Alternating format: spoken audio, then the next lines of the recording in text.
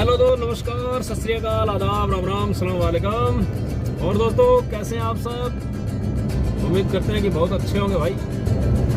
आज का जो हमारा टूर है दोस्तों वो है चानना धाम। हाँ, चानना धाम से हम सिर्फ महज 2 किलोमीटर दूर रह गए हैं और चानना धाम बहुत ही सुपर धाम है और बहुत ही चर्चित धाम है। यहाँ पे बहुत ज़्यादा कट होता है, दुनिया बहुत ज़्यादा घूमती है और दोस्तों बहुत ही मान्यता है कि वहाँ मनोकामना पूर्ण होती है अगर सच्चे मन से जाया जाए।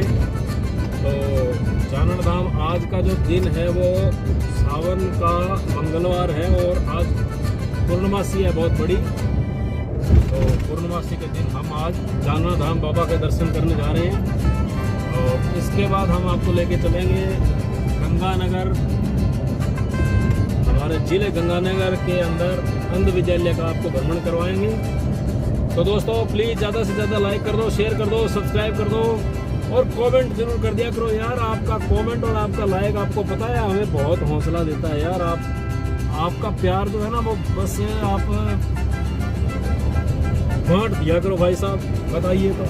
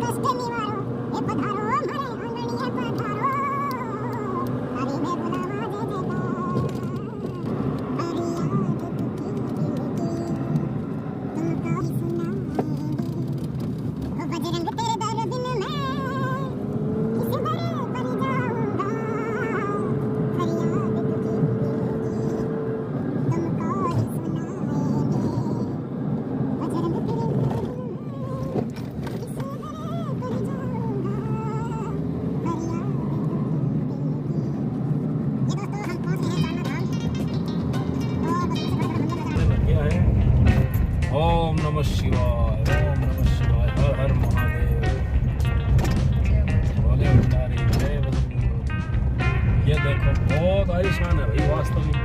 हम तो आप पहली बार आए हैं और आज तो मेलजोले की तरह है प्रोग्राम। डीजल दोनों साइड है वो भी है।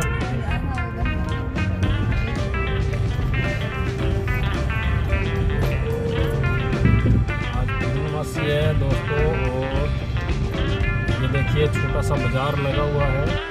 लाल देह लाली लसे अरुधर लाल लंगूर, वज्र देह दानव दलन, जय जय जय कपीसूर। जी हाँ दोस्तों, हम पहुंच गए हैं श्री गंगानगर डिस्ट्रिक्ट राजस्थान और पदमपुर तहसील के अंदर गांव चानना में, जहां पर बालाजी का बहुत ही भव्य दरबार बना हुआ है जो गांव चानना को चानना धाम बनाता है। तो आज हम जानेंगे पूरे भव्य दरबार के बारे में। तो आज पूर्णमासी है और ये देखिए छोटा सा मेला भरता है यहाँ पे बहुत ही प्यारा सा, और हनुमान जी को चूरमे का प्रसाद अर्पित किया जाता है। तो दोस्तों हम फाइनली पहुंच चुके हैं चानना धाम। पदमपुर के पास में है ये और बहुत ज़बरदस्त धाम है दोस्तों। और हम अभी आज पहली बार आए हैं इधर, बाबा के दर्शन करेंगे और बहुत ही सुपर, बहुत ही सुंदर बना हुआ है। हम आपको पूरे दर्शन करवाते हैं चानना धाम के। तो चानना धाम के अंदर क्या क्या कब कब कैसे कैसे हुआ है, इन तमाम बातों के बारे में हम आज जानेंगे। तो ये प्रवेश करते ही मंदिर के अंदर ये घंटी बंधी हुई है, जिसको बजाकर हम बाबा के हाजिरी लगाते हैं यहाँ पे। और साथियों, बहुत ही भव्य दरबार है, बहुत ही सुंदर चित्रण किया गया है। इस दरबार में आने से बहुत शांति मिलती है मन को, बहुत ही मनोकामना पूर्ण होती है और बहुत ही चैन मिलता है। दोस्तों कहते हैं ना, मजहब नहीं सिखाता आपस में बैर रखना।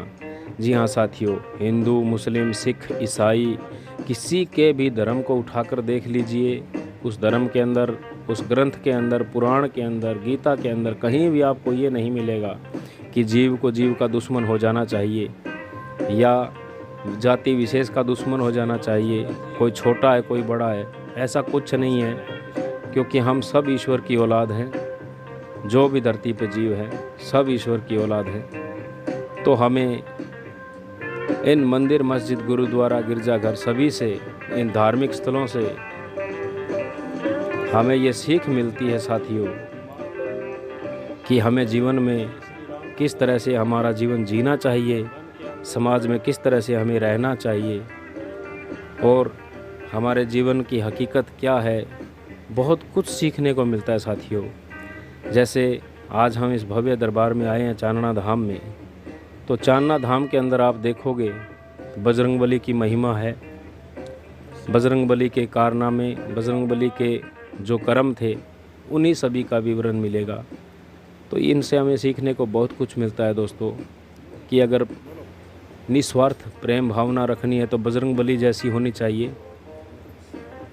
जिन्होंने असंभव को संभव कर दिखलाया था। और श्री रामचंद्र जी की रामायण के बारे में संपूर्ण चित्रण है।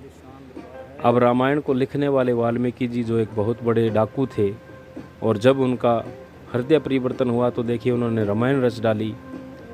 और आज देखिए बाबा के ये चांदी से जड़ा हुआ दरबार और संगमरमर से जड़ा हुआ दरबार के अंदर हम इसी रामायण की विशेषता और इसी रामायण के गुणों को जानने के लिए पहुँचे हैं।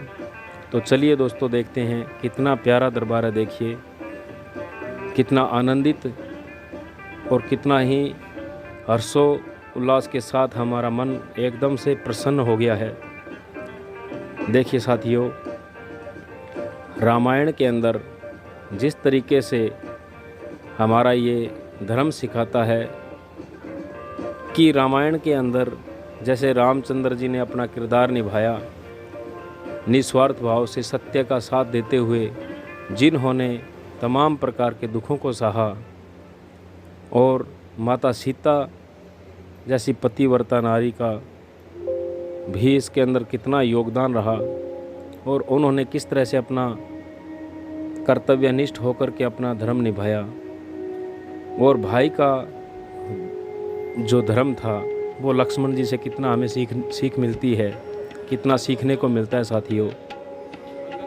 तो साथियों, धर्म हमें बहुत कुछ सिखाता है। और पूरी रामायण का जो यहाँ पर दीवारों के ऊपर चित्र के द्वारा चित्रण किया गया है, फिल्मांकन किया गया है इतना सुंदर तरीके से कि हमारी मन मोह लेती है ये कलाकृतियाँ। दोस्तों,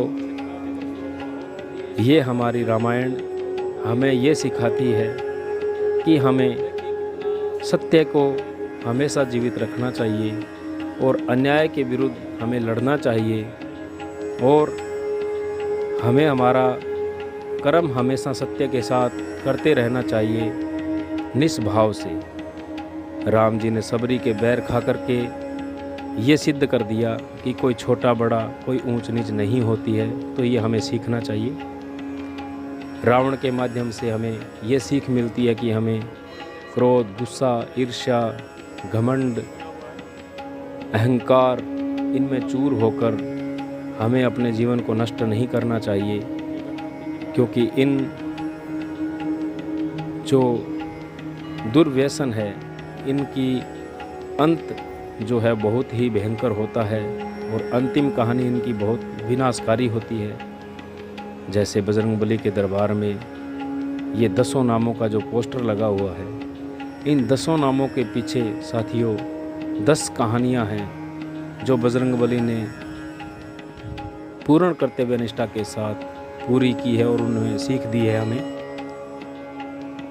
तो साथियों, हमें हमारा कोई भी धर्म, कोई भी मजहब आपस में ईर्ष्या रखना नहीं सिखाता है, हमें प्रेम भाव से रहना सिखाता है, जीना सिखाता है। ये नारियल देखिए, यहाँ कितने लोगों ने अपने मन की मनोकामनाओं को पूर्ण करने के लिए यहाँ बांधे हैं।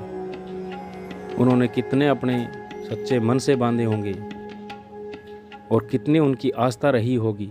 तो हमें किसी भी आस्था को कभी भी, कोई भी धर्म की आस्था को ठेस नहीं पहुंचानी चाहिए साथियों।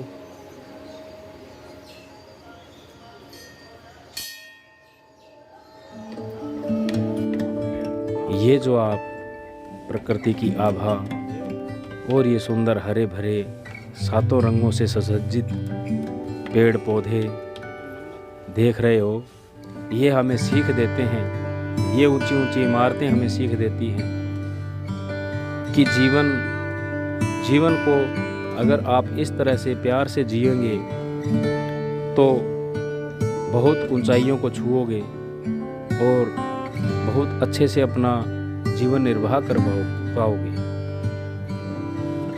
चारना धाम के अंदर आपको माता अंजनी का मंदिर, भगवान शंकर का मंदिर और तमाम हमारे देवी देवताओं का चित्रण यहाँ पर मिलेगा, यहाँ मंदिर मिलेंगे।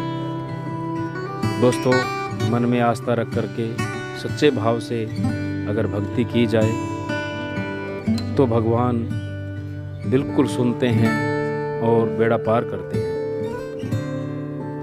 जैसे महंत श्री राम स्वरूप जी बगड़िया एक उदाहरण है। ये प्रधानाध्यापक के पद पे थे और गांव चानना के रहने वाले थे। किसान परिवार में इनका जन्म हुआ। लालन पालन पोषण और पढ़ाई लिखाई सभी किसान परिवार में और ग्रामीण परिवेश में हुई। और हनुमान जी उनके सोपन में आए और उनको कहा कि आप 5 ईंटों का यहाँ मंदिर तैयार कर दो। तो वो मंदिर एक दिन बहुत भव्य दरबार बनेगा। और देखिए दोस्तों, उन्होंने आस्था के साथ 5 ईंटों का मंदिर तैयार किया था और आज कितनी आलीशान आभा आप देख रहे हो बाबा का दरबार। तो साथियों, इस तरीके से चारना धाम में परिवर्तित कर दिया। और यहाँ पर इतनी भीड़ जमा होती है, जिनको व्यवस्थित रखने के लिए ये गैलरी टाइप इंग्लैंडों से बनाया हुआ है ताकि अव्यवस्था ना फैल पाए।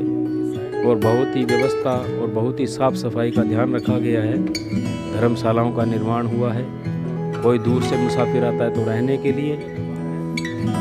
और साथियों, बहुत ही शोभनीय और बहुत ही अच्छी जगह है, तो ज़रूर आए।